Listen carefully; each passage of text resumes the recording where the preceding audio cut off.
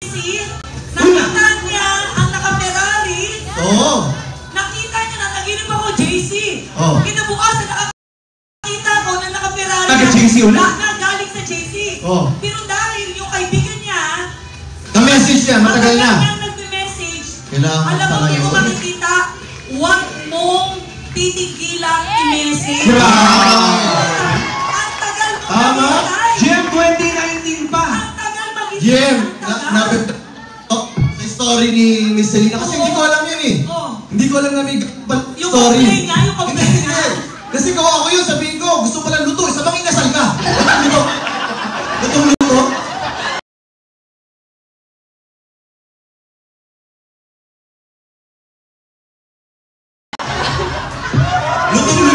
Doon. Grabe, ang galing. Makasa ka ba ni Makasa? Oo, tagang mga inasal yan eh. Fast forward. Galing. May natutunan tayo. Ask me one. What? Alam mo, walang effort na masasayang pag ikaw talaga consistent ka. Tama. Si Jerome Castillo, nung panahon hindi mo siya pinapansin, nung panahon nare-reject mo siya, Sa kanya rin pala babalik? alam mo, nagbunga lahat pagdating ng time. Tama. Akalain mo nag-message na lang bilang magbabayad na. Wow! Eto na, nung nagbayad ka, ano muna yung package na kinuha ni Selena? Just to let you guys know, for 9 years, 100,000 lang po yung ipon ko. 9 years? Yes, I can't believe. Dahil nakita ko yung resulta ng mga tao dito sa negosyong to, sabi ko lang sa kanya, magbabayad ako, pero gusto ko yung malaki yung kitaan. Wow!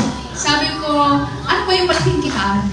Sabi niya, diamond package, 554,000. Ang sabi ko, 100,000 lang yung meron ako. Pero GM, hindi po yun naging hadlang para hindi ako makapag-diamond sa umpisa. Grabe naman! Galing! Kung kayo po, pagod na po kayo, kagaya ko po, kung kayo po, naghahanap po kayo ng pang long term na negosyo, kung kayo po talagang seseryosohin niyo pa yung business, no? Talagang gusto niyo nang babago yung buhay niyo, bakit yung mapapakawala? Tama galing! Galing! Kasi to be honest, Gian, pagod na talaga ako. Paulit-ulit na lang na gano'n. Tapos sabi ko, what if may mangyari pa sa pamilya? Galing! Wow! Selena, you are a reminder na hindi natakot. Pag ikaw ang empleyado ngayon, na alam mo, sabi ko ano nakaraan, sinisipagan mo, chinatsaga mo, binibigay mo todo. At nakakita ka ng opportunity na legal, marangal, nakakatulong, may kitaan. Pag nilagay mo dito yon, wala, grabe talaga. Grabe yung magiging resulta. And syempre, GM, paano Way? yung 100,000? Yun yung tanong namin eh. Kung 100,000 lang. Paano ka nakapag-diamond? Ang tipon mo, paano ka nakapag-diamond?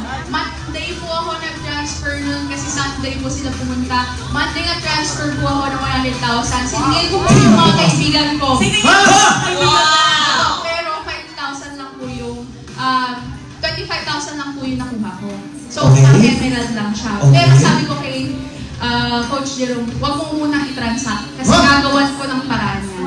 So, nag-absent po ako ng 2 days sa work kasi sabi ko, kung yung pangarap ko hanggang Wednesday na lang, kung yung pangarap yung magbabago ng buhay ko, hanggang Wednesday na lang, hindi ko pa magagawa ng paraan. Wow! And dumating din po sa point na dahil sobrang pagod na ako, sabi ko, gusto ko na talaga mabago yung buhay ko. Lord, no?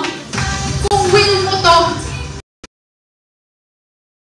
bibigyan mo ako ng mga tao na mga ways para makapag-diamond po ako. Praise God, no?